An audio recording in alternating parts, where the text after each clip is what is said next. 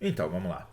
A arte como campo de disputa. Quando eu falo arte como campo de disputa, eu vou dar uma breve tentar dar uma breve introdução só para termos uma ideia.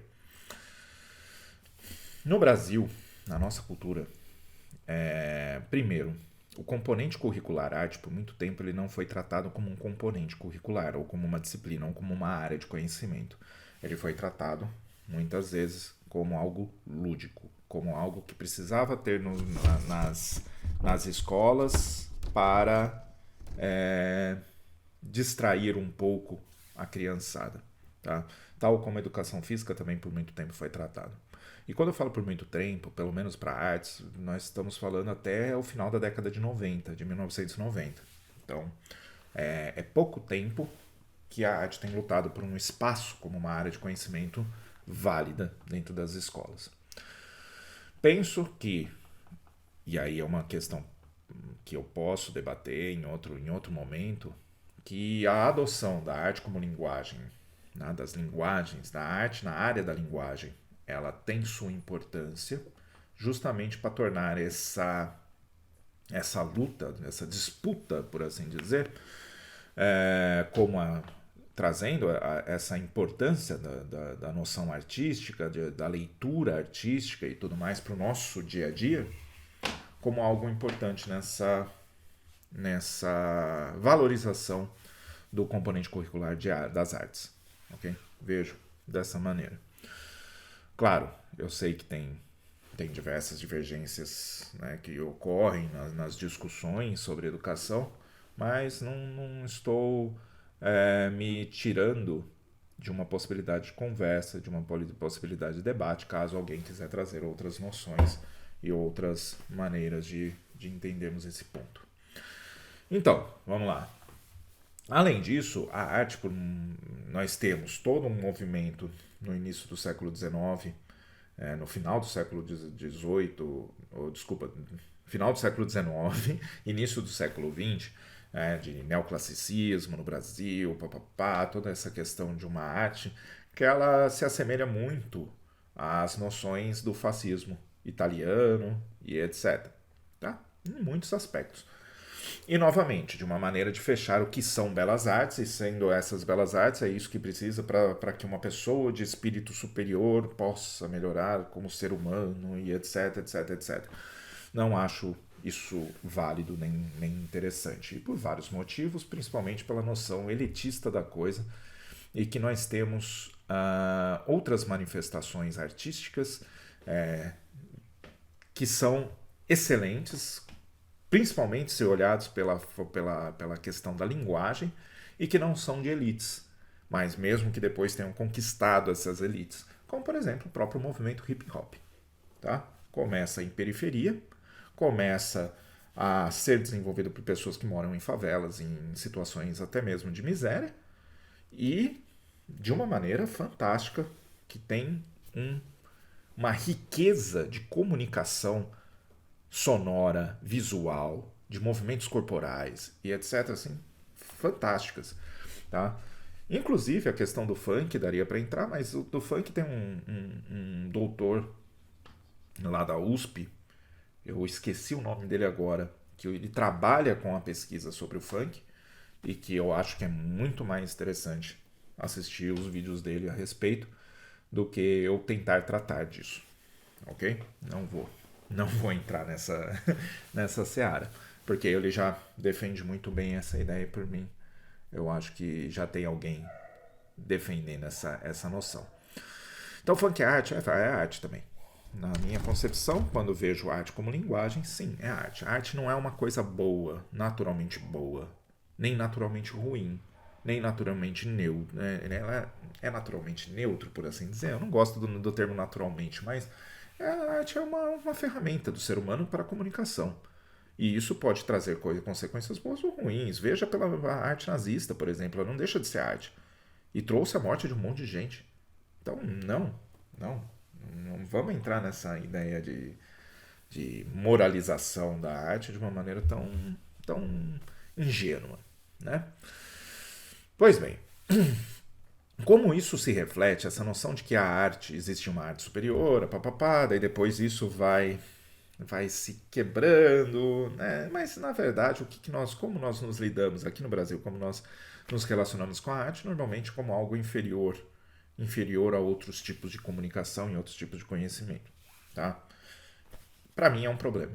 Como isso se reflete na educação? Se reflete, é só você ver, com a questão da não obrigatoriedade da arte no ensino médio, com a questão do número de aulas que é colocado para artes na maioria das escolas. E eu falo da maioria das escolas porque aqui em Campinas, como eu dou aula numa escola integral, nós temos uma tentativa de não hierarquização curricular que parte em um aspecto do número de quantidades iguais de hora-aula por componente curricular. Então, todos os componentes curriculares têm 6 horas-aulas por semana.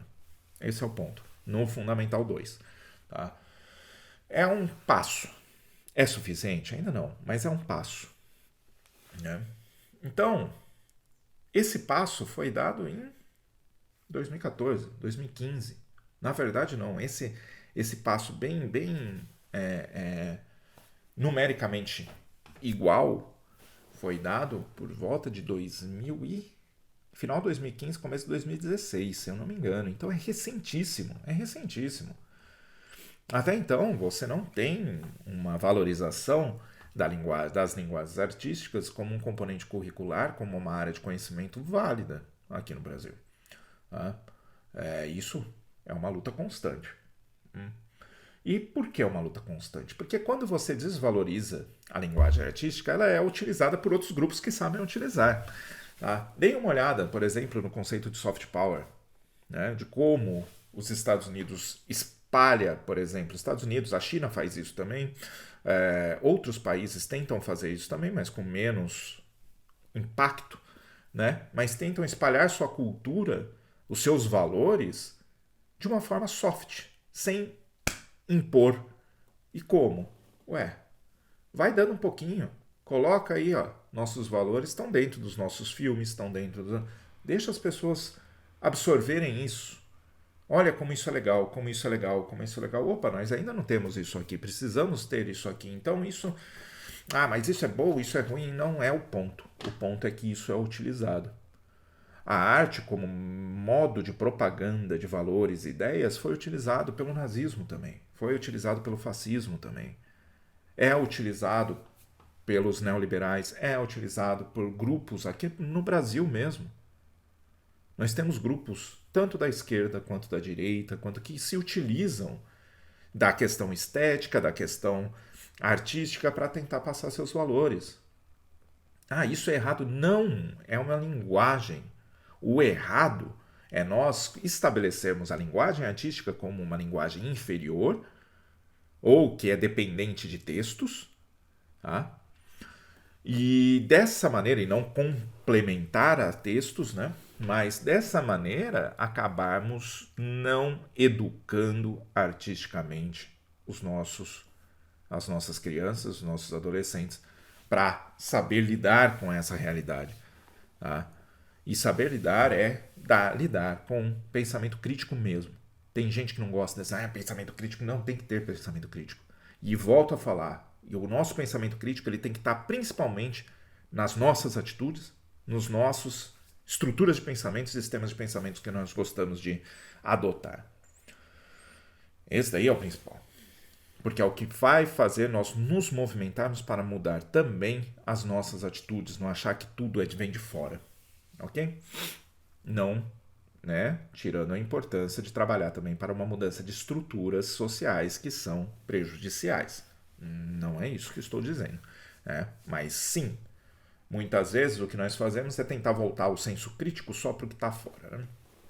Mas, pois bem, o problema, quando nós não abraçamos, não adotamos essa área de conhecimento como uma área válida e uma área importante, nós vamos deixando ela aberta para outros se utilizarem e, por conta da questão estética, afetiva da arte, ela muitas vezes passa uma sensação de verdade. Esse é um ponto que nós temos que tomar muito cuidado. Ah, isso quer dizer que arte é mentira? Não, isso é platônico. Não, não, não é quer dizer que é mentira. É uma comunicação, é uma linguagem, é uma ferramenta. Só que se eu uso essa ferramenta de uma maneira que me dê a sensação de que ela é verdade, eu posso adotar muito mais facilmente o discurso que está por trás como sendo uma verdade. Esse é o ponto.